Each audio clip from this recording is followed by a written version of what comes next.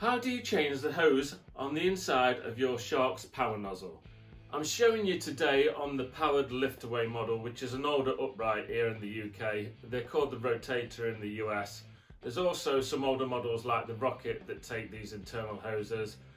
Screw positions and stuff like that may be a little bit different on your model depending on what you have, but the theory is the same. The tools you are going to need are a coin, a small cross-headed screwdriver, a T20 Torx screwdriver, which is like the star shape. Also, you possibly may need pliers, and it's a good idea to have some glue too. This is the replacement hose that I'm using today. It is a stretchy type that are available on the link in the description. Firstly, on the underside of the nozzle, we're going to remove these screws with the coin. We're not going to use a screwdriver because that can damage the plastics. On the underside, we've got the T20 Torx screws, and these are dotted around everywhere. Here's the positions. They may differ slightly on your model. And on this particular model, we have two cross-headed screws. They're very tiny. One is here, and then one is tucked in under the seal in the middle of the front of the floor tool. Some newer models may also have smaller Torx screws, the T10 Torx screws, instead of these cross-headed ones.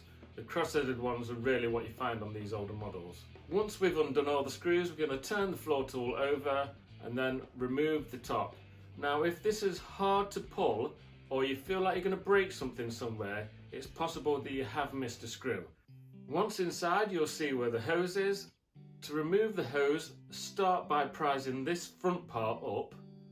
Now, these hoses do not unscrew, so we're just going to pull the hose. It's damaged anyway, it doesn't matter. And you remember earlier I said you may need pliers. This is just for this part. If you're struggling to get all of the coil out, then use your pliers. It gives you that extra grip and a bit more strength. Once we have removed the old hose from both ends, we now need to just give it a quick wipe with a cloth. This is to get any dust out. At this point, if you're using glue, which is a good idea, we need to put some up inside the stem on the screw part and then some on the nozzle end just inside the screw part again. We're going to screw the hose into the stem end first. Now, this is the most important part of this video, so listen up. These hoses screw anti-clockwise. Do not do what you'd normally do with a screw. You'd go clockwise to righty-tighty. It's not going to work, it just drops out. You need to screw it in the opposite way to what's natural to you, if you like. And when you screw it in, you'll just feel it catch and just turn it. There's not loads of turns, and you'll feel it catch and it's strong enough to pull the hose. So once you've done the stem part, then we do the nozzle part.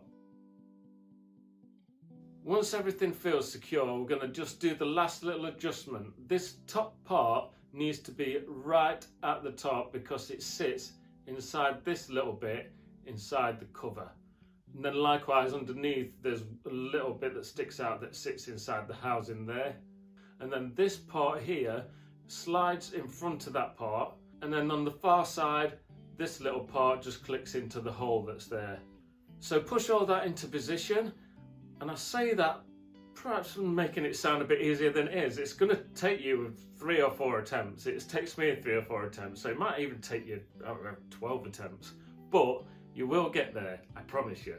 Now that's all in place, we are now going to put the cover back on. So this should just slip straight into position because everything's in line. Turn it over, put all the screws back in. To remind you, the Torx screws darted about everywhere, and the small cross-headed screws, the one goes here in the middle on the clear bit inside, and then the other one goes under that seal.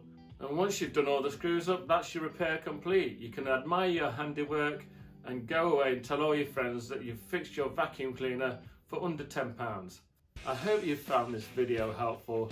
Please subscribe to my channel because there's loads of other Shark videos that may come in handy for you one day. This next playlist is how to keep your Shark vacuum nice and clean.